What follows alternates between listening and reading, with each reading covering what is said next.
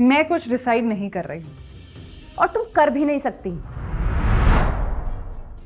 Madam जी, मेरे बेटे को कार ने टक्कर मार दी, वो हॉस्पिटल में है, मुझे जाने दीजिए। यार तुम लोगों के ड्रामे खत्म नहीं होते हैं। कभी तुम्हारे घर में कोई बीमार हो जाता है, कभी तुम्हें गांव जाना होता है। तुम्हारा बेटा, अपने बेटे को बोलो सड़क देख के चला करे। अब जाओ, कल टाइम से आ जाना। मैडम जी, कुछ पैसे मिल जाते। क्यों, तुम्हें सैलरी नहीं मिलती है? सरा, अब किस बात पे ड्रामा कर रही हो तुम? साहब, मेरे बेटे का एक्सीडेंट हो गया है, इलाज के लिए कुछ पैसे चाहिए थे। तुम परेशान मत हो, सब ठीक हो जाएगा। काम करो, ये पैसे रखो, और अगर किसी और चीज की भी जरूरत हो तो मुझे बताना। तुम हमारे यहाँ इतने सालों से काम कर रहे हो, इतना तो कर ही सकते हैं। शुक्रिया साहब, बहुत बहुत शुक्रिया।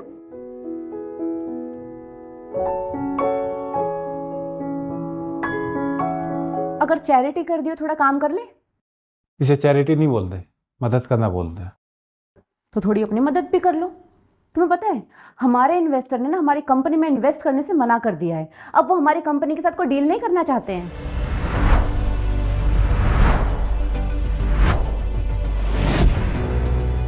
ऐसे कैसे हो सकता है?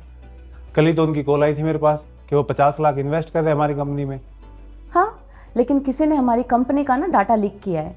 अब उन्हें हमारी कंपनी के बारे में मालूम पड़ गया कि हमारी कंपनी लॉस में है, इसलिए वो हमारी कंपनी में वो 1 रुपया भी इन्वेस्ट नहीं करना चाहते हैं। अब ये क्या नया ड्रामा कर रही है? लेकिन ऐसा करेगा कौन? वही जिस पे तुमने आंख बंद करके भरोसा किया हुआ है, तुम्हारी फेवरेट रिया।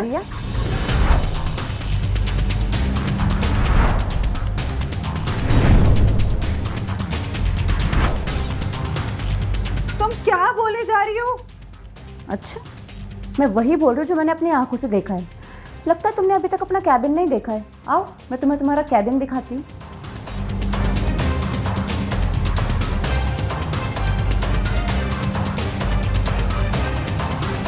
ये देखो, और सिर्फ यही नहीं, इसने तुम्हारे लैपटॉप में सारी रिपोर्ट्स भी डिलीट कर दी हैं। ये तुम क्या बोले जा रही हो? मैंने ही तो रिपोर्ट्स बनाई थी। सरा, तुम ऐसे रिया पे इल्जाम नहीं लगा सकती। संजू, मैं ऐसे इल्जाम नहीं लगा रही हूँ।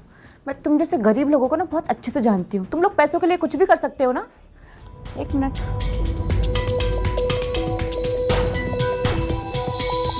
ये देखो।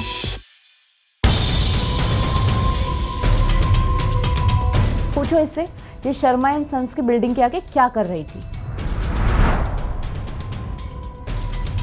सच बोलने का टाइम आ गया रिया। बहुत हो गया ड्रामा तुम्हारा।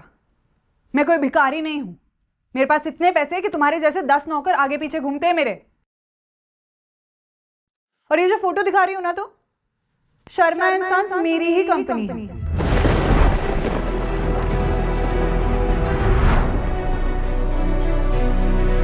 हाँ, मैं शर्मा एंड सन्स की सीईओ हूं, रिया शर्मा।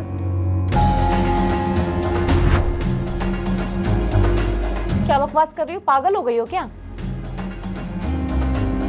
वो तो तुम्हें अभी पता चल ही जाएगा।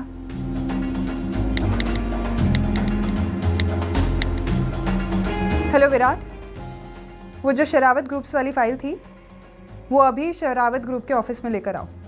और हाँ, साथ में 50 लाख रुपए कैश लेकर आना।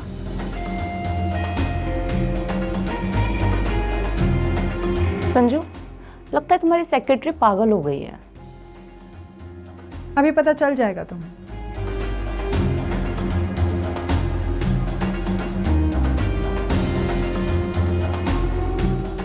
आई एम सॉरी संजू, मुझे झूठ नहीं बोलना चाहिए था कि मैं गरीब हूँ और मैंने तुमसे जॉब मांगी।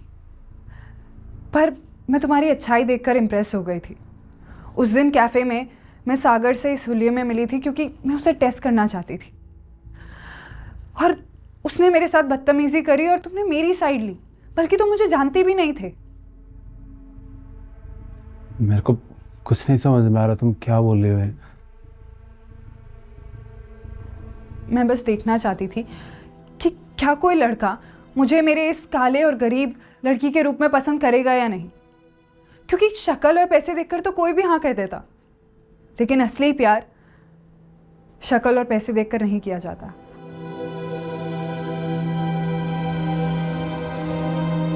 मैम आप इतने काले कैसे हो गए? उसके बारे में बाद में बात करेंगे, तुम फाइल दो।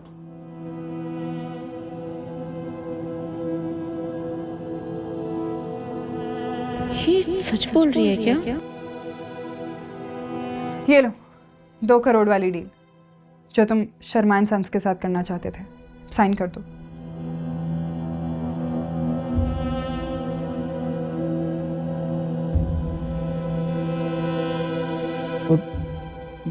रिया, तुम ये सब क्यों कर रही हो? क्योंकि मैं तुम्हें पसंद करती हूँ संजू।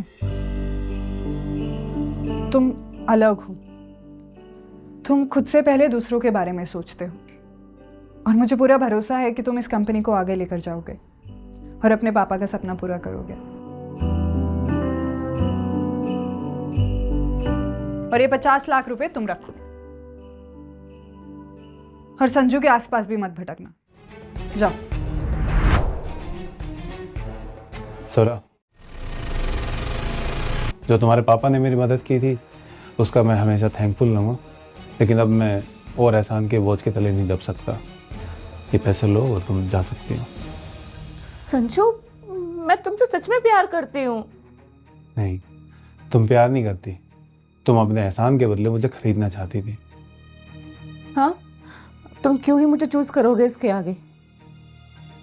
अगर रिया भी नहीं होती ना तो भी मैं तुम्हें नहीं चूज करता।